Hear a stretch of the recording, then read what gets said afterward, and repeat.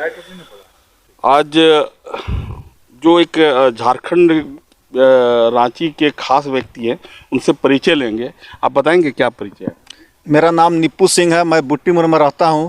वर्तमान में मैं झारखंड अगेंस्ट करप्शन का केंद्रीय संगठन मंत्री हूं और रांची लोकसभा से प्रत्याशी भी हूं, राष्ट्रीय जनसंघर्ष स्वराज पार्टी का।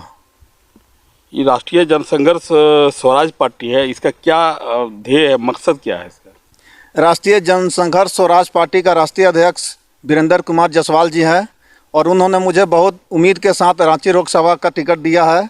और हम लोग का मेन मुद्दा है झारखंड को नशा मुक्त करना, भ्रष्टाचार मुक्त करना, अपराध मुक्त करना और गरीब परिवारों को जितने भी सहारा इंडिया में पैसा फंसा हुआ है उसको दिलवाना मेन काम है। तो अभी तक कितना प्रोग्रेस हुआ? अभी तक तो ऐसा कुछ लग नहीं रहा है, जैसे सहारा वाला भी हो या नशा मुक्ति है। जैसे रात में ही मैं देख रहा था, सब पी के लुढ़क रहे थे रात में, 12 बजे रात में, सबको मैं देखा। मैं लगभग 2 दशक से, अगर सच कहूँ तो लगभग 12 से 13 साल की मेरी जब उम्र थी उस समय से मैं नशा मुक्त अभियान चला रहा हूँ और 1-2 नहीं लगभग हजारों से अधिक युवा को मैं नशा छुड़ाया है। और रहा बात सहारा इंडिया का पैसा को लेके, उसके मैं कई सालों से आंदोलन कर रहा हूँ, पदयात्रा किया, धरना किया और इसमें जो निवेशक हैं जिसको सहारा इंडिया में पैसा फंसा हुआ है बहुत खुद इच्छुक नहीं है कि पैसा लें, उससे मैं सफलता नहीं पा रहा हूं। क्योंकि अगर एक साथ सब एकजुट होकर अगर एक साथ लाखों की संख्या में निकलेंगे तो निश्चित रूप से मोदी जी झुकेंगे और सहारा इंडिया का तुरंत पैसा मिलेगा। लेकिन निवेशक यह नहीं चाह रहे हैं, उनको सोए पैसा चाहिए, इसी कारण पैसा मिलने में देर हो रही है। लोकसभा प्रत्याशी है, लेकिन यहाँ पर लोकसभा में एक से एक दमदार, जैसे कि हमारे सुबोध कांत सहाय जी, बब्बर शेर भी उठे हुए हैं, उधर आपका संजय सेठ उठे हुए हैं, उधर और सुन रहे हैं कि JKBS का भी कोई देवेंद्र महतो भी उठेगा। तो इस पर आप कहाँ पाते हैं?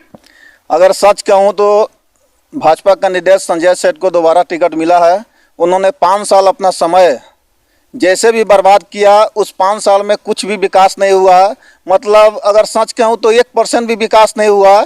और रहा बात सुबोध कांत जी का, तो सुबोध कांत जी 2-3 बार सांसद रहे, उन्होंने बहुत अच्छा विकास किया। एक बार जनता पार्टी से रहे, एक बार जनता दल से रहे, एक बार कांग्रेस रहे, उन्होंने बहुत अच्छा विकास किया है। और लगभग मैं समझता हूँ लगभग 34 से 35 साल तक भाजपा और कांग्रेस का ही गठबंधन का रांची लोकसभा में शासन किया।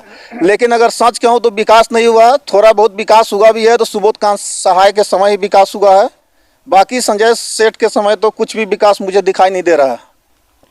सुबोध कांत सहाय जैसे सेंट्रल यूनिवर्सिटी हुआ और क्या लॉ कॉलेज और NH, बहुत सारा चीज़ ऐसा है, तो जो यहाँ पर उनके कार्यकाल में दिया गया उसके बारे में कहिए, क्या इसका? सुबोध कांत सहाय जी, सबसे बड़ी बात है कि उनकी जनता में बहुत बड़ी पकड़ है।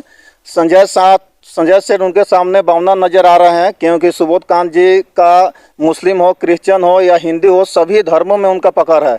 और मैं समझता हूं कि इस बार अगर सुबोध कांत सहाय जी को टिकट मिलता है तो मैच बहुत रोमांच होगा और वो जीत दर्ज भी कर सकते हैं।